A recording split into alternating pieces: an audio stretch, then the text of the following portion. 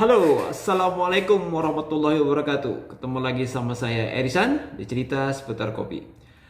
Oke teman-teman, di video kali ini saya mau sharing sama teman-teman bagaimana tips and trick merosting antara proses wash dengan proses natural.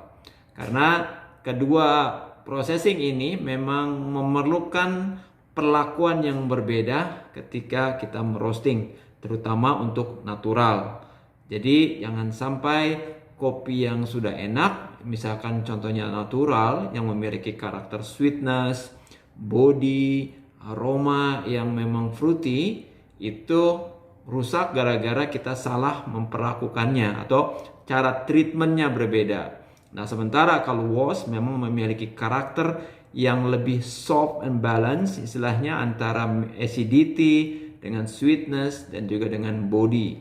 Itu sebabnya di negara Amerika atau Eropa, mereka sebelumnya itu lebih menyukai proses wash karena memang memiliki karakter yang lebih seimbang dibandingkan dengan proses natural. Nah, jadi di video ini saya mau sharing sama teman-teman pengalaman yang saya miliki bagaimana saya merosting natural dengan wash. Oke, so ikuti videonya bersama saya Erisan di cerita seputar kopi.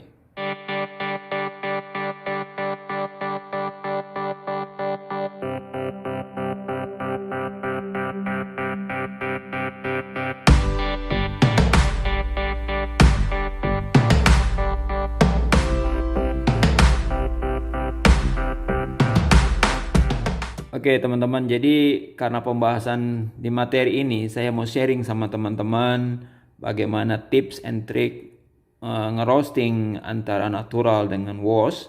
Nah, sebelum saya jelaskan secara tekniknya, saya mau jelaskan dulu sedikit tentang perbedaan antara proses wash dengan proses natural dan bagaimana sebetulnya penampakan atau secara fisik perbedaan antara wash dengan natural, terutama buat teman-teman yang masih pemula atau juga yang memang baru terjun ke dunia roasting. Nah, jadi ini ada contoh, ini ada proses wash dari Rwanda Muzo ya, dari Rwanda. Oke, lalu di sini juga ada kopi Java Pancur, ya, Java Pancur. Ini adalah proses wash juga, dan berikutnya adalah Kintamani natural dari Subak Abian. Lalu ini ada juga dari Colombia natural. Kenapa saya membandingkan dari beberapa negara sebagai bahan informasi juga buat kita. Jadi apakah signifikan antara perbedaan kopi Indonesia dengan kopi dari luar. Nah, untuk wash sendiri memang secara processing, dia secara proses pasca panennya ketika cherry sudah dipetik, lalu ada proses pengupasan atau pengupasan kulit cerinya. Ya, jadi, setelah dikupas, lalu dilakukan fermentasi, lalu setelah fermentasi itu ada proses pencucian mucilage ya. Jadi ada wash mucilage-nya. Jadi ketika dijemur, lapisan mucilage-nya itu sudah bersih sehingga tidak ada lagi yang terserap ketika dijemur, sehingga makanya penampakan atau secara fisiknya proses wash itu lebih clean, lebih clean secara fisik ya. Nah, lebih clean tuh. Jadi, kulit arinya juga sedikit karena sudah terkelupas. Nah, lalu yang berbedanya dengan kopi natural, kalau natural ini kalau honey, sekalipun honey, ketika dijemur mucilage-nya atau lendir manisnya itu masih melekat di biji kopinya, sehingga ketika dijemur dia akan menempel kembali kepada biji kopi itu sendiri, kulit arinya, sehingga dia akan lapisan gulanya itu menutupi permukaan luar dari biji kopi. Nah, sehingga ketika di roasting otomatis secara reaksi terhadap panasnya akan terjadi perbedaan antara proses wash dengan proses natural. Nah, itu sebabnya makanya treatmentnya atau bagaimana mensiasati supaya pada saat ngerosting wash dengan natural kita masih bisa memaksimalkan rasa dan juga memaksimalkan warnanya. Karena banyak sekali yang saya dengar ketika ngerosting proses natural, isunya itu adalah tidak terdengar cracknya. Nah, ya kan? Nah, apakah betul cracknya itu tidak terdengar atau memang kita yang salah menyikapi proses ngerostingnya, ya, sehingga kita merasa khawatir karena lapisan luar dari proses wash itu, proses natural itu lebih cepat gelap dibandingkan dengan proses wash. Nah, ini ya buat teman-teman. Jadi nanti akan saya jelaskan tips and triknya bagaimana kita tetap bisa mengroasting natural dengan maksimal, dengan hasil kualitas yang jauh lebih baik tanpa mengalami proses gosong atau juga over develop. Nah, oke. Nanti saya jelaskan secara tekniknya. Ya, oke teman-teman. Ikutin di teknik saya nanti. Oke teman-teman. Tadi sepintas sudah saya jelaskan sama teman-teman di video pembukaan perbedaan fisik antara proses basah dengan proses natural, ya, proses basah atau wash proses. Nah, kalau kita bicara di dalam dunia perkopian, proses basah itu ada dua, ya, proses basah itu ada dua yang disebut dengan dry hulling, ya, dry hulling atau wet hulling. Nah, kalau di kita di Indonesia dry hulling itu disebut dengan proses full wash, ya, full wash. Tapi kalau wet hulling kita menyebutnya dengan semi wash. Oke, jadi ada istilahnya dua. Nah, sementara kalau untuk natural itu ada honey dan juga ada, atau disebut juga honey itu disebut dengan pulp natural atau murni natural, ya. Nah, jadi atau juga ada natural anaerob, ya, anaerob yang mengalami proses fermentasinya lebih panjang.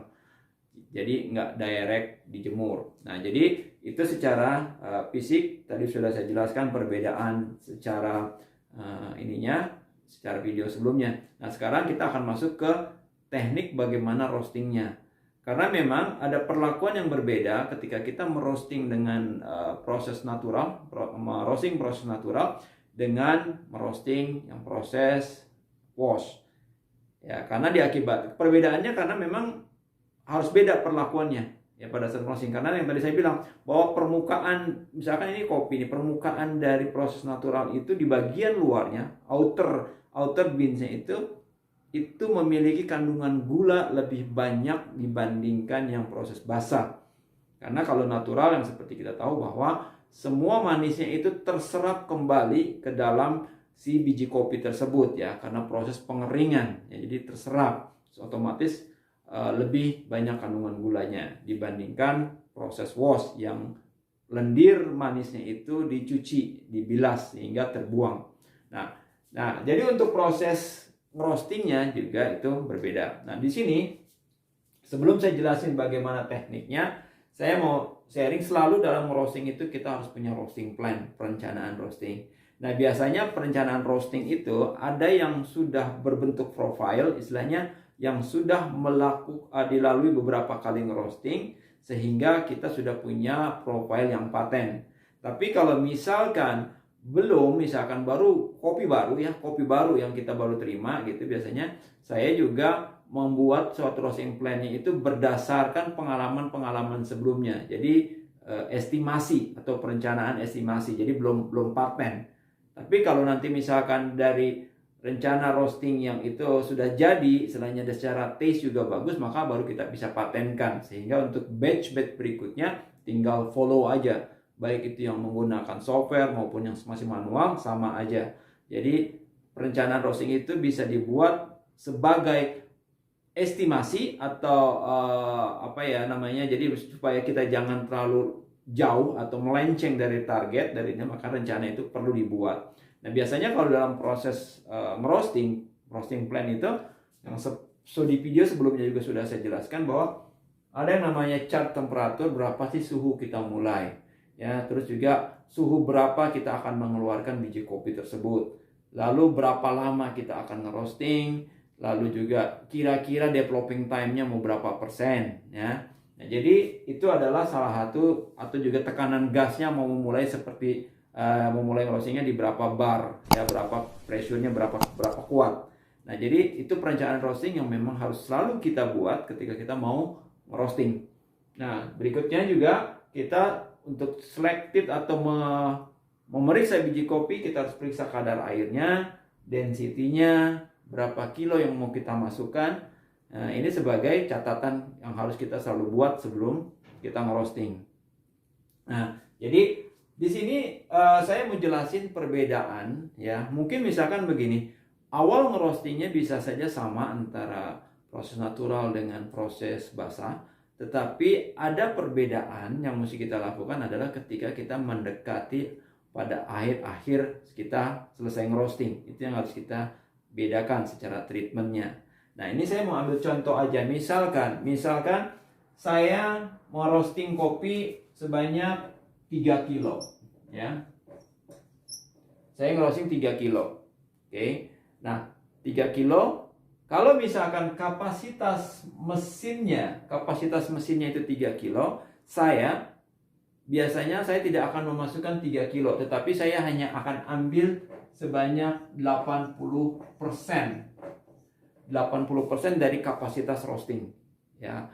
Kenapa saya lakukan ini? Karena saya mendapatkan hasil yang berbeda ketika saya meroasting hanya 80% dengan full 100%. Secara karakter. Mungkin ini diakibatkan karena kapasitasnya kita kurangkan sehingga si biji kopi memiliki ruang gerak yang cukup leluasa di dalam drum sehingga transfer panas ke dalam biji kopi bisa lebih merata dibandingkan kita ngeroasting dalam kondisi full. Ya. Nah, teman-teman bisa praktek coba perbedakan, misalkan ketika ngerosting full 100% dari kapasitas mesin sampai dengan yang dikurangin, misalkan hanya 80%, lalu lakukan cupping, apa perbedaannya? Ya, dari situ baru kita bisa mengevaluasi. Nah, jadi misalkan saya mau ngerosting 3 kilo. Nah, biasanya gini, besaran api ataupun juga speed drum setiap mesin roasting seharusnya mengikuti dari kapasitas biji kopi yang dimasukkan. Jadi otomatis si pembuat mesin harus sudah mempertimbangkan itu. Misalkan sumbu burner yang 1 kilo harus berbeda dengan burner yang 3 kilo. Begitu dengan speed drum yang 1 kilo dengan yang 3 kilo atau 5 kilo harus berbeda. Nggak boleh sama ya, karena bobotnya berbeda. Ya, oke. Nah, jadi misalkan saya ngerosting 3 kilo. Lalu perencanaan roasting saya adalah saya memasukkan kopi di suhu 200 derajat. Oke, saya memasukkan kopi di 200 derajat. Lalu temperaturnya misalkan atau kopi akan saya keluarkan di suhu 205. Oke. Roasting time-nya mungkin saya mau merencanakan saya mau ngerosting pakai kompleks roasting atau sedang. Waktunya kurang lebih sekitar 11 sampai dengan 12 menit ya. Lalu developing time-nya saya punya perencanaan misalkan 20%. Oke. Nah, dengan kopi kadar airnya 11% misalkan. Density-nya lumayan tinggi 750 misalnya. Oke. Saya masukkan kopi kalau di 80%-nya berarti kurang lebih di 240-an ya. 280 gram. 280 2,8 kilo ya, 2,8 kilo. Nah, oke. Nah, inilah perencanaan roastingnya. Oke. Nah, seperti yang kita ketahui, kalau misalkan saya masukkan 200, ini nolnya nih. Nolnya 200 derajat. Oke. 200 derajat. Ketika biji kopi kita masukkan ya, biji kopi kita masukkan ke dalam drum, itu biasanya dari 200 derajat, ini Binz temperatur ya. Ingat ini Binz temperatur. Jadi 200 derajat ini based on Binz temperatur. BT, Binz temperatur, bukan ET, environment temperatur. Jadi Binz temperatur. Oke, yang menjadi indikator kita ketika ngerosting adalah Binz temperatur, bukan exhaust temperatur, bukan environment temperatur, tapi Binz temperatur. Nah, jadi ketika kita masukkan 200 ya, itu pada saat kita mulai misalkan kita masukkan biji kopi ke dalam drum, itu akan mengalami penurunan yang cukup drastis. Semua ini tergantung dari ketebalan drum, juga besaran api, sama dengan jenis material drumnya. Kalau teman-teman yang pakai stainless sama yang cast iron pasti beda serapan panasnya, sehingga otomatis turning point itu misalkan dari 200 dia turun. Ya, ini turning point. Turning point biasanya turun itu bisa di atas 100, bisa juga di bawah 100. Ya, tapi yang bagus memang harus ada di bawah 100 ya. Misalkan turning point-nya itu di 80 misalkan. 80 derajat turning point-nya. Nah, jadi dari 200 dia turun ke 80 derajat. Nah, itu turning point-nya. Nah, turning point itu biasanya akan terjadi kurang lebih di antara range waktu 1 sampai dengan 1,5 menit. Ya, 1 sampai dengan 1,5 menit. Ya, jadi itu range turning point. Turning point itu apa sih? Turning point adalah pada saat biji kopi itu sudah sama dengan suhu drum. Ya, karena biji kopi pada saat dimasukkan adalah suhunya rendah, sementara drum atau kan disebutnya drum, suhu di drum karena kosong, pada saat kosong itu misalkan tinggi, dari rendah ketemu satu titik, nah makanya itu disebut dengan turning point. Nah, kuncinya gini, kalau awal ngerosting otomatis ROR-nya ya, ROR-nya itu pasti tinggi. Ya, pasti panjang, misalkan bisa 15 derajat, bisa 20 derajat, ya ROR-nya itu akan naik. Ya, oke.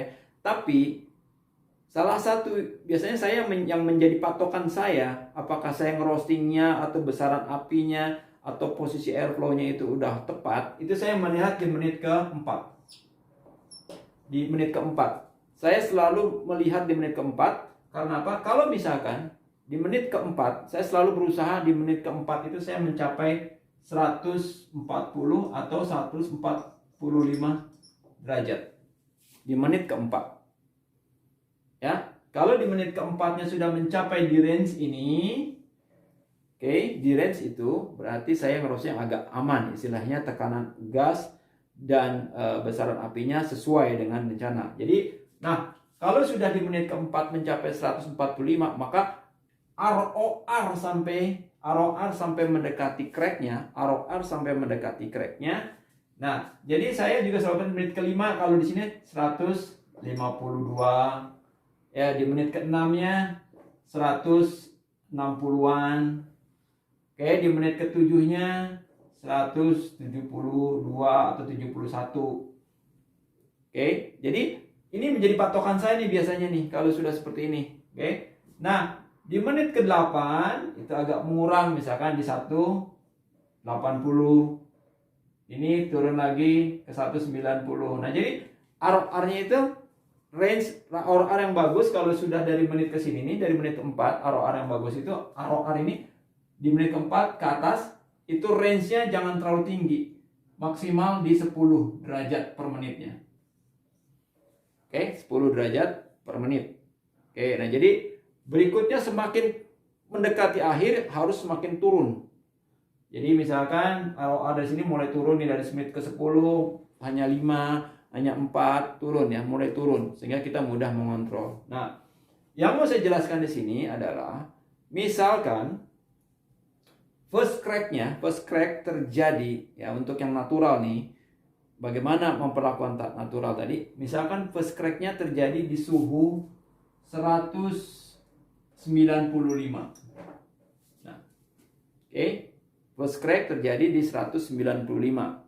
Oke. Karena saya mau ngerosting time-nya kurang lebih 11 sampai 12, kalau saya mau mendapatkan 20%, maka crack-nya harus terjadi di antara menit 9.30-an sampai maksimal menit 10.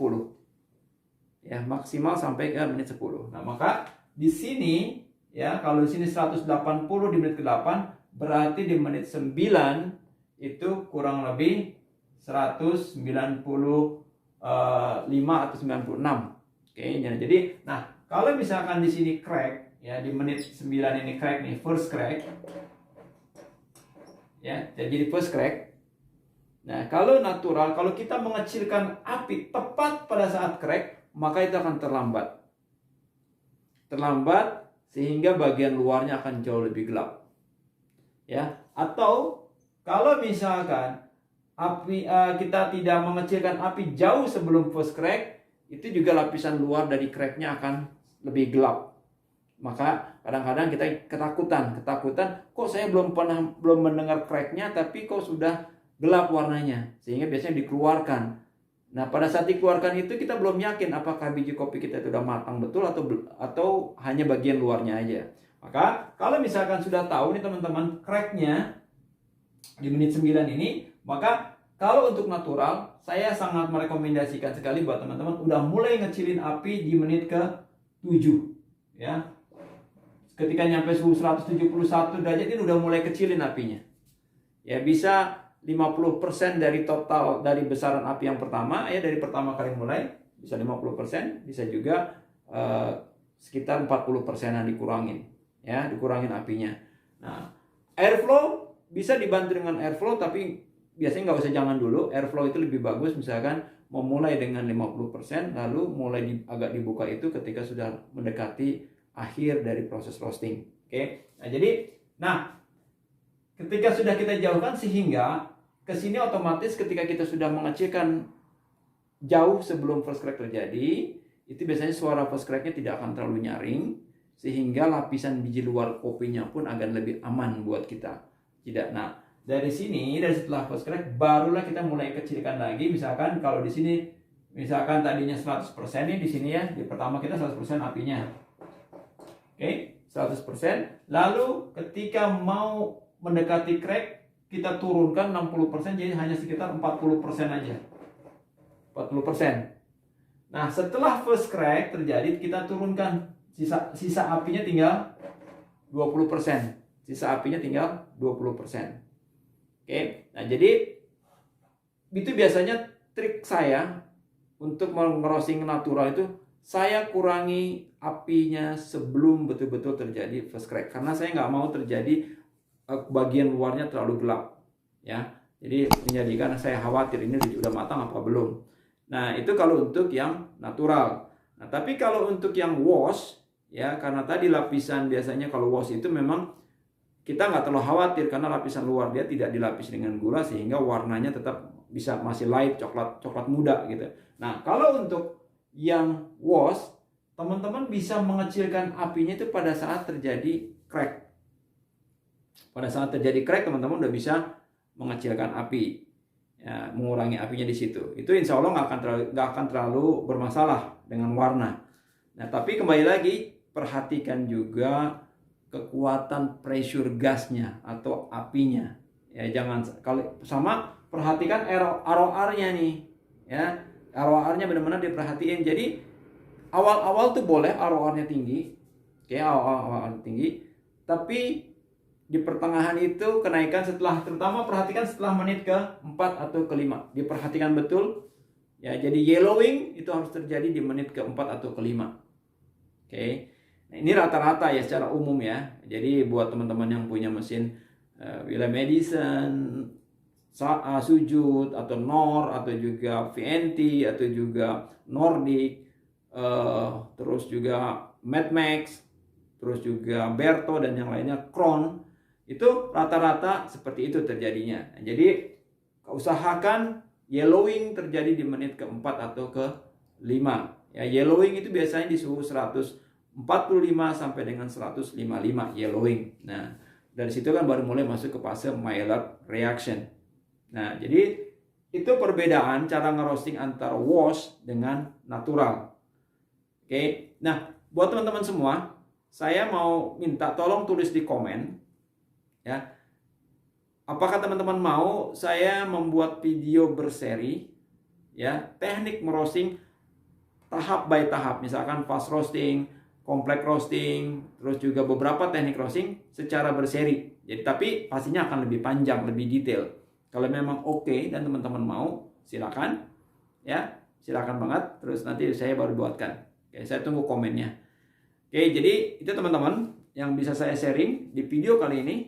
Terima kasih banyak sudah menonton, mudah-mudahan bermanfaat. Dan jangan lupa subscribe dan juga like and share-nya. Silakan supaya channel ini semakin berkembang dan bisa terus berbagi sama teman-teman. Sampai ketemu lagi sama Erisan di video selanjutnya. Assalamualaikum warahmatullahi wabarakatuh. Salam Kopi Indonesia.